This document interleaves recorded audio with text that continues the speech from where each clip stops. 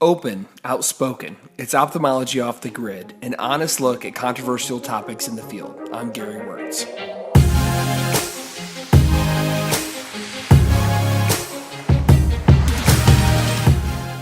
Dry eye is one of the most complex challenges today for practitioners and patients alike. Many patients feel frustrated by a lack of relief and their practitioners by an inability to pinpoint the precise problem and solution. Fortunately, there are eye care providers who have dedicated so much of their focus to improving our understanding and treatment of ocular surface disease. Today's guest is one of the most dedicated warriors in the battle on dry eye disease. That's right, it's Dr. Laura Periman.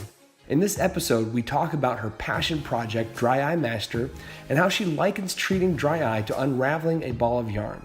She also shares many invaluable tactics for effectively addressing the dry eye patient, both physically and psychologically. Here's Laura.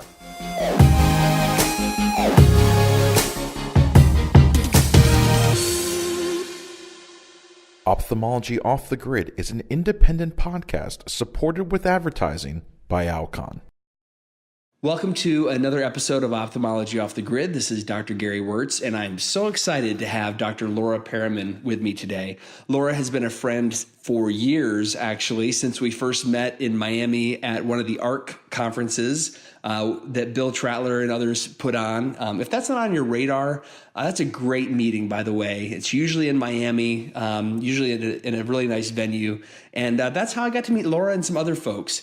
And since that time, Laura has been a dear friend and really a trusted resource for me whenever I get into the weeds with dry eye. And whenever I'm beyond my depth, I know that Laura will have the answer typically. And usually she has a really cool way of explaining it that sticks in my brain. And so as I was thinking about guests for Off the Grid, I knew at some point I'd have to con Laura into coming on the program. So with that preamble, Laura, thank you so much for taking some time out of your evening tonight to share with us what's going on in your world, and especially talking to us about your new program, DryEyeMaster. Gary, thank you so much for the invitation to be here. I'm humbly delighted and thrilled, and I feel the same way about you, brother. You're amazing.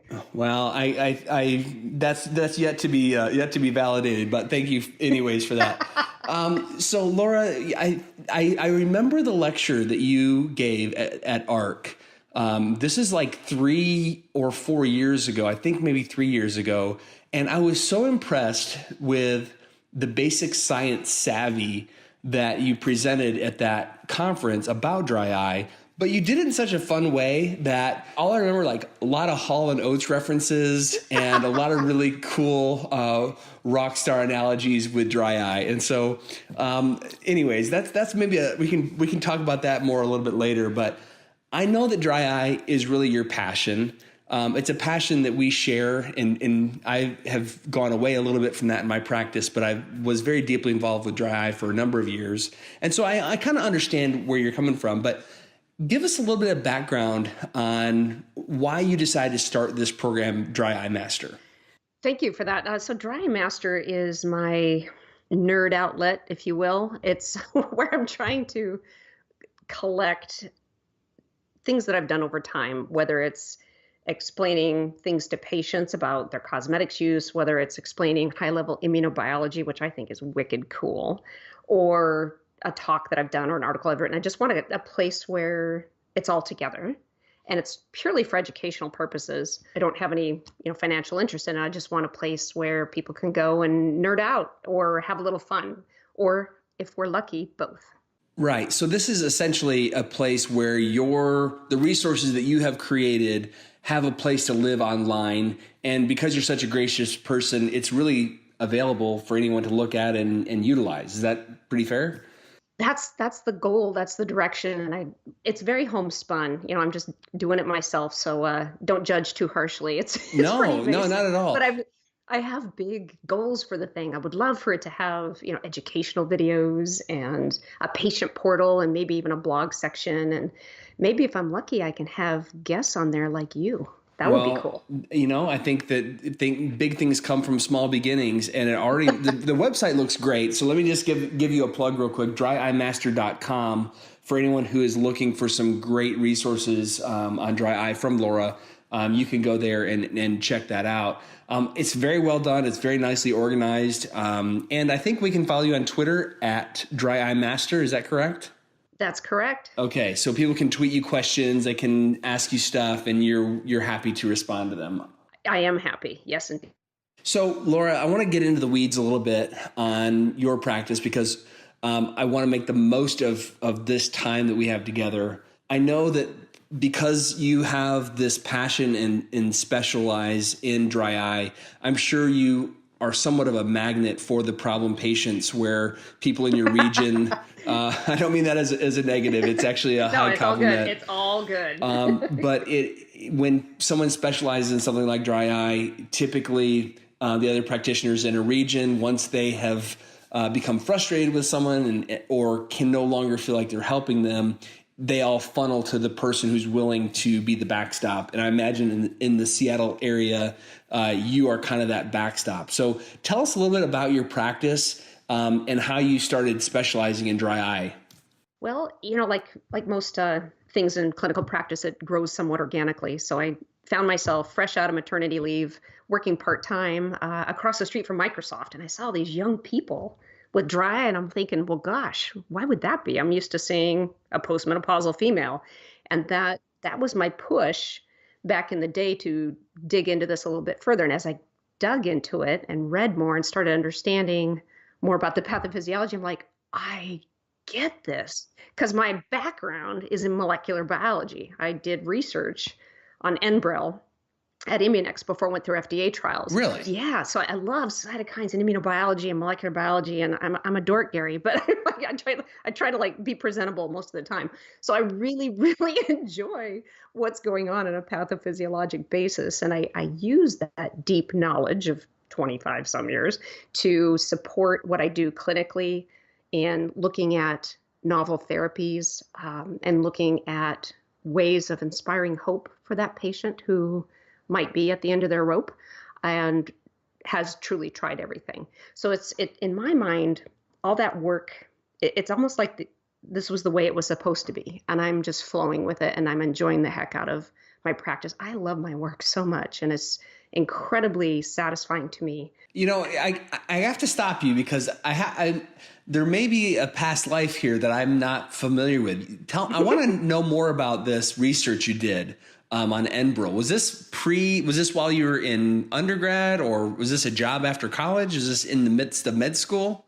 You're spot on. So I won a scholarship to study at the Primate Research Center in college. And that's when I first started learning molecular biology. And I'm like, wow, this is so interesting. I met my future husband with 6 weeks to go before we graduated from college. And he was moving back to Seattle from Salem, Oregon. Okay. And headed to law school. So, I finished college early and came up and got a job doing molecular biology at Immunex and worked there while he finished up law school. And then I got to go back to school. But so you had a 3 or 4 year stint doing real research in molecular biology. Yeah. I still use that knowledge and those tools today. This is making so much more sense to me, Laura. I was always I always wondered why you knew so much about molecular biology and cytokines when I had long forgotten all of that stuff. And here you are spouting it off like it's, second nature to you. Okay, we can pick back up. I just needed to get into the weeds a little bit on this backstory, because I don't meet too many ophthalmologists who worked for 4 years doing research on Enbrel. So thank you for unpacking that. So let's dive back into the average patient that you see that comes in. Maybe they have tried a little bit of everything. Obviously, everyone tries tears. Maybe they've had plugs. Maybe they've tried Restasis. Maybe they've done worm compresses. The list goes on and on and on. When you see a patient and they're frustrated, they feel like they've done everything. Their ophthalmologist or optometrist is frustrated because they feel like they've done everything. How do you unpack that and get a patient on the right track? That is a fantastic question. So in my mind, my first priority, to treat the disease, you have to put the mind at ease. You have to connect with that patient and instill in them a sense of trust. I've got you. You don't scare me. I'm not going to go anywhere, and I'm going to keep trying until we get this thing addressed. Right. their anxiety level drops 20 decibels. And sometimes I'll even move my chair and sit along beside them and talk to them about it. And just that connection of, I'm on your team, we can do this, is really the first thing that you need to address when you're talking about that, frustrated patient who's seen multiple other doctors. So building a therapeutic alliance with a patient is step one, it sounds like. Truly, I believe that very much. Forming that emotional connection and just putting the mind at ease to treat the disease. It's very important. Words of comfort, right? Yes, yes. So we do that first, and then I sort of unpack along the lines of the biopsychosocial model. How much of this is molecular, and what can I do about that part of the story? How much is this impacting the entire nervous system, not only the sensation that someone's experiencing, but how the central nervous system is processing it? How is it affecting mood? How is it affecting coping mechanisms? And then finally, there's the social part, productivity, connection with family. I mean, some dry patients just need to close their eyes. They're not ready for bed, and they miss out on family time. They miss out on all kinds of things because of their eyes. And I'm drawn to that type of misery. I want so badly to help. Right. Are there any particular questions that you have developed in your repertoire that really seem to get you answers that are more pertinent? What kind of questions you typically ask to get to the meat of what you're trying to find? So to get to the meat of what I'm trying to find, I like to rely on visuals. There's a wonderful vicious circle map in Christophe Badouin's 2016 British Journal of Ophthalmology paper, and I saw that, and it just, my hair flew back. I was just like, whoa, this is what I've been trying to do all this time, and it's on one page, and it's on an image. This is amazing. So I have it laminated in each room, and it shows the risk factors on the outer wheel. And it could be anything from autoimmune disease to prior surgery to medications. I mean, it's this big wheel of risk factors on the outside, and all the arrows are pointing to the inside. And that's where inflammation is driving aqueous deficiency and MGD. Almost everybody's a mixed mechanism. Right. And when I show that to the patient, I'm like, we're coming at this problem from 1, 2, 3, 4, 5, 6, 7 different risk factors, and all of it's driving the stuff in the middle. That's the work I got to do. And they kind of get it. They stop being so frustrated and antagonistic and, well, that didn't work for me. And I'm like, there's some connection there when they see the big picture like that.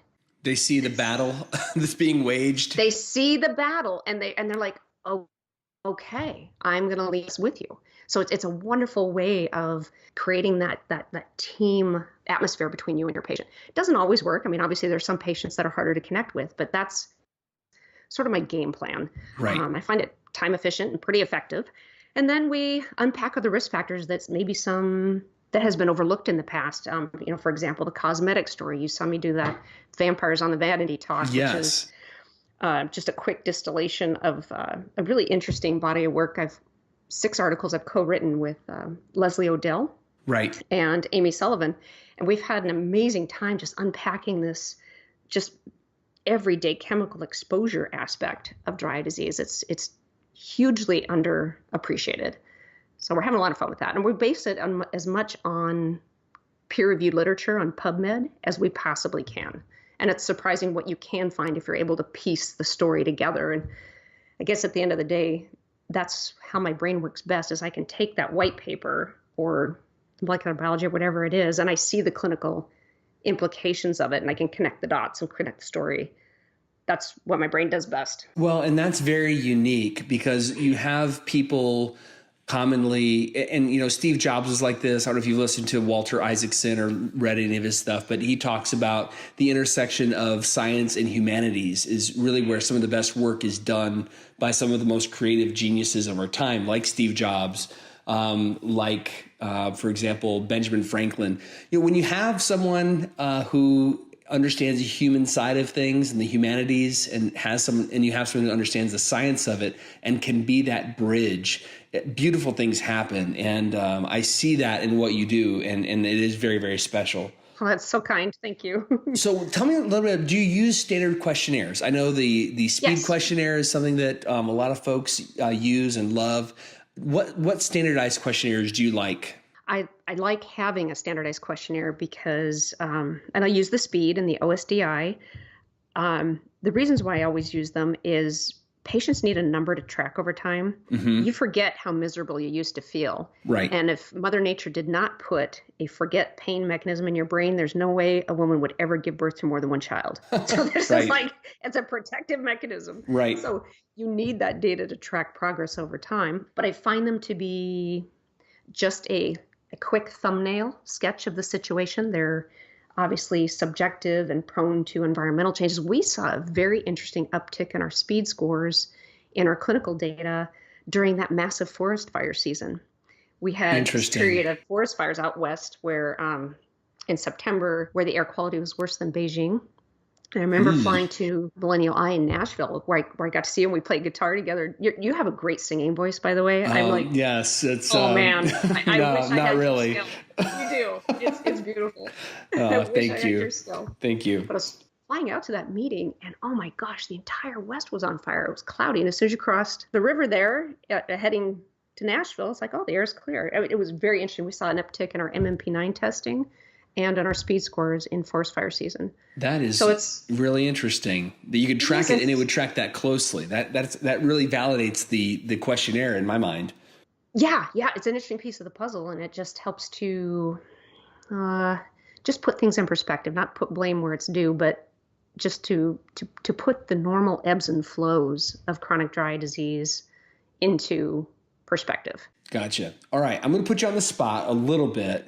Here we go. Yeah, we always got to keep it real on Off the Grid here. In the last 5 years, let's say, maybe give or take, how would you rank the advancements or the innovations in dry eye?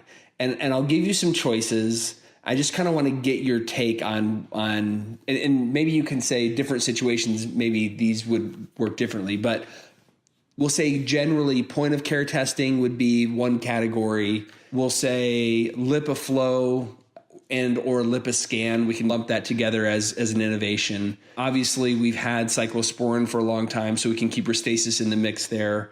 And then Lifitegrast. How would you rank those in terms of things you've seen? Or we can also put IPL in there. I know that you do a lot of IPL. So as you're looking at maybe the newer generation of diagnostics and therapeutics, what are your go-to mechanisms and why? Wow, that's a tough question because really what I want to say is we're just getting started. Right. I envision a day where we will have this little point of care test where you can run a complete cytokine analysis profile for each patient, maybe even some other early biomarkers looking for, cancer proteins. I mean, the future is bright indeed. But there's going to be a time where we can customize our treatment for each patient. So we have the development of all these amazing tools, and we need all of them. We need the immunomodulators. We need the mechanical approach to MGD. We need the phototherapeutic approach to MGD and those are LipiFlow and IPL respectively. We need all these tools. No single one of them is going to crack the nut. And so I'm going to put them in a pot all together rather than ranking them. And I'm not trying to hedge. I'm happy to answer the question, but I feel like it's not productive to say one's better than the other because we need every single one of those tools and it depends on the individual. That's actually a fantastic answer because it really is. It almost defines dry eye disease as a category where things are never really cut and dry. It's like you said, most patients have a multimodal mechanism, and so one thing is never, at this point, anyways, it's typically one thing is not the magic bullet. It's usually a part of the situation. Correct. And at any given time in a person's disease state and recovery, I view this as like unraveling a ball of yarn. You unravel some little bits, and then you discover another knot, and then you address that knot at that time. And so it's a very dynamic process in my mind.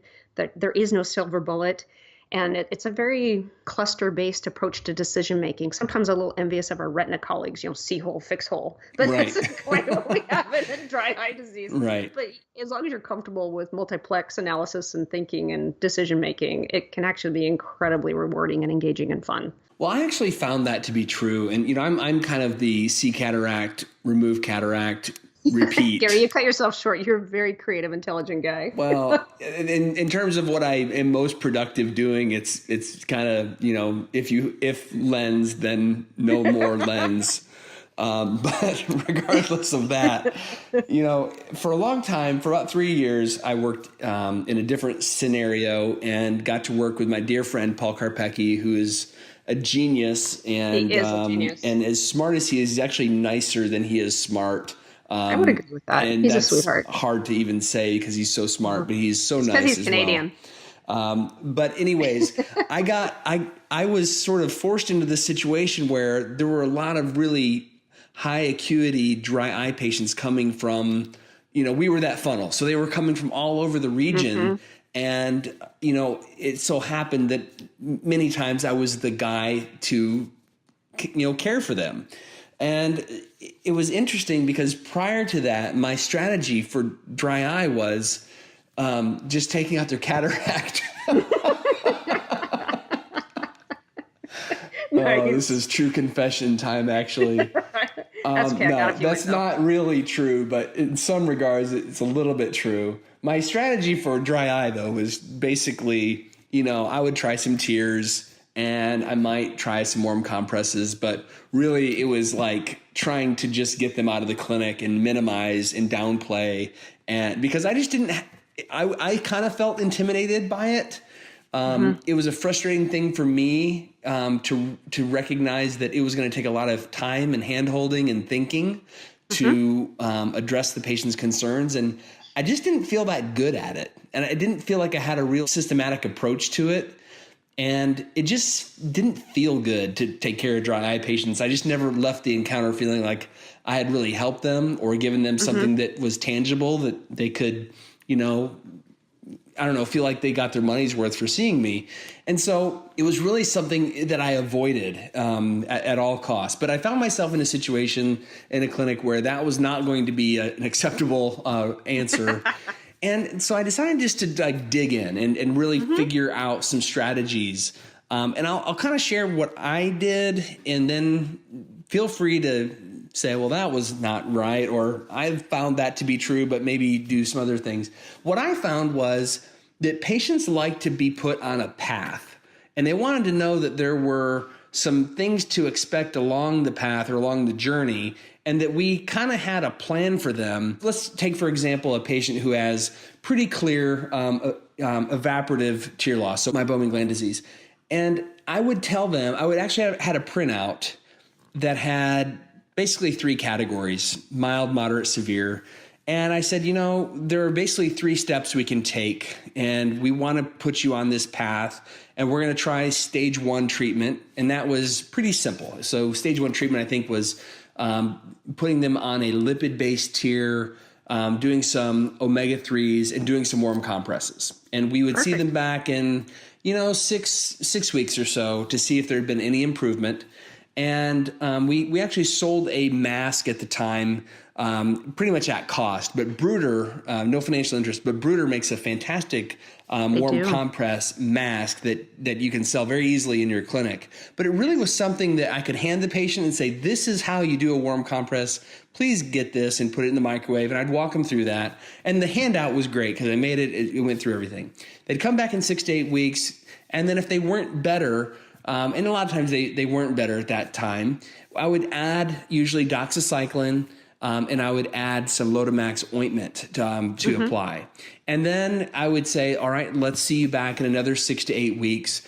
And if you're not better, then we'll do, we didn't have LipiFlow, but we did a version of meibomian gland expression and heating of the glands. And what I found was, the patient wasn't necessarily irate or frustrated if at 6 weeks they were not magically cured, because I set the expectation pretty early on that we are going to go through different phases of treatment depending on how they responded, and we're going to increase our level of sophistication with each step. And it seemed like, and I don't know if that was just setting the expectation or having a systematic approach, but I found that to be, it really put them at ease from the beginning and allowed us to be very logical in the way we approached taking care of that segment of patients. Have you found something similar with maybe different segments of your dry eye patients? Wow. Well, thanks for sharing your story. And I think you are intuitively good at this. And to cut yourself a little bit of slack, you probably were in that clinic at a time before we had our advanced tools. So, we only had so much for so long, and now we have a lot more tools to offer patients. That's true. I love the idea of your stepladder approach, and I love the idea of setting a safety net in mind for your patient. I think that's critical in putting the mind at ease, and that's a key part of just being a doctor. So I commend you for that. I think that's spot on, that I've got you, alignment with the patient. I'm on your side. We're going to keep at this until we get somewhere. I think it's brilliant. So good job. So taking that idea of mild, moderate, severe construct that you trained with, and given that a lot of our tools have come online since then, I've expanded that idea of, so what you offered was thermal therapy, steroidal therapy, and nutritional therapy, and then mechanical therapy, right? Right, basically. So there's an incredible paper, actually, yes, in the Ocular Surface Journal, 2017, April issue. Christoph Badawin's on that group. The lead author is Gerd Gerling. Brilliant description of the 6 interrelated pathophysiologic mechanisms of MGD. And I read that list. I'm like, okay, that's awesome. I get it. But who's going to remember that? And so in my crazy brain, I'm like, let's reorganize this. Let's call it the BESTO. Let's call it the BESTO of MGD. And that's an acronym. And it stands for the bacterial component, the enzymatic compromise, the inflammatory component, the stasis of the meibum, the altered melting temperature of the meibum, and then finally the obstruction. And so that's my current construct for my stepladder approach. And it creates a nice way to organize all of the wonderful tools we have, whether it's from, Avenova and hypochlorous acid to, the omegas and the thoughtful use of those, the immunomodulators and steroids, the stasis component, the thermal component, and then finally the obstruction. So I use that to organize my approach. And so basically you're taking a patient. Sorry to interrupt, but it sounds like you're basically taking a patient and checking each box until you crack the puzzle. Until I'm fully addressing the BESTO. Yes. I make sure I've got something on every one of those 6 levels for addressing the full beast. So it's just kind of a fun way to organize it. And I agree with you with that stepwise approach, and always keep letting them know that there's other things we have. There's more. So hang in there. Let's talk about that. The other things in the future and innovations. You are a very innovative physician. What innovations are you working with, or are you excited about, or hopeful for in the future? I am really excited about 3 things at the moment. I get excited about a lot of things. If it has anything to do with Daryl Hall and John Oates or Dry Eye, I get excited. Yeah, Hall and Oates. Shout out. Dude. Oh man, 4th row. I just bought my ticket yesterday. I'm so happy. This is awesome. I think it's my 8th concert. But anyway, back to Dry Eye, my other passion. And now I've forgotten your question. No, this is what happens in old age, Gary. I'm ADHD. That's okay. That's okay. The 3. Squirrel. You said you had 3 innovations that you're currently excited about. That I'm really excited about. Okay, yes. So with IPL, we've been tracking our data, and we're finishing up a manuscript to submit, tracking our data, showing this impressive reduction in MMP9 burden with each treatment, and a significant number of patients convert to fully negative. And then what seems to be working extremely well is you use the IPL therapy for a 5 out of 6 prong approach for addressing the BESTO, and then followed up with a LipiFlow. And that 1-2 punch is awesome. And we're finding that the omegas and the immunomodulators as baseline support helps to keep them there. Of course, home measures like the Bruder mask, all those things are helpful. Seems to limit the amount of secondary medications people require or additional pharmacy, which is, increasing in cost all the time. Higher copayments, pharmacy deductibles, side effects, et cetera, callbacks to your clinic for prior authorizations. So there's lots of reasons to minimize a patient's secondary medication burdens. So we're excited about that. I'm excited about a new canalicular plug technology that I'm involved in a young company, just to help them develop the idea and hopefully do some clinical trials. Okay. And then lastly, I'm really, really interested in advanced point of care testing. I would love to see a point of care test that can really help us customize a patient's treatment and to track their response to treatment in an objective way. I think that would help to remove the frustration factor for a lot of my colleagues and create more of a linear decision-making process for dry eye disease, which is, as we understand it today, is completely nonlinear. So it's, I think that's one of the frustrations I hear from my colleagues.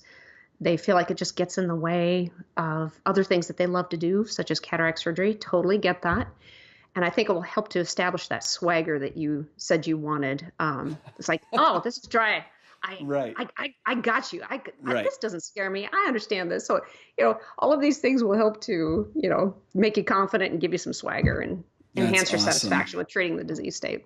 So that is fantastic. there's lots coming on board. Well, Laura, I really appreciate your approach. I appreciate your friendship and your mentorship and all you've taught me through the years of just meetings and conversations.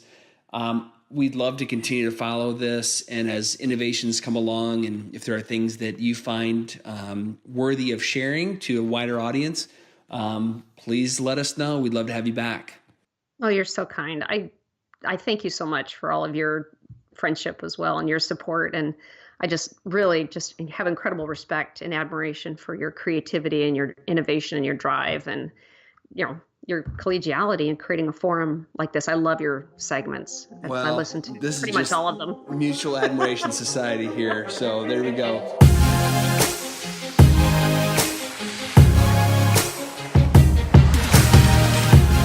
Dry eye disease can be an intimidating topic to sink one's teeth into.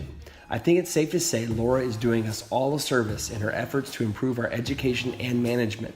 For anyone facing challenges in their own practice regarding ocular surface disease, there are plenty of resources available, including Laura and DryEyeMaster. We owe it to our patients to do our best to glean some of her knowledge, and I thank Laura for allowing us to pick her brain. Once again, this has been Ophthalmology Off the Grid with Dr. Gary Wörtz. Next time, Dr. Jay Parekh fills us in on his experience as an ophthalmologist and industry member and what he's learned about the physician-industry relationship in the process. Catch you then.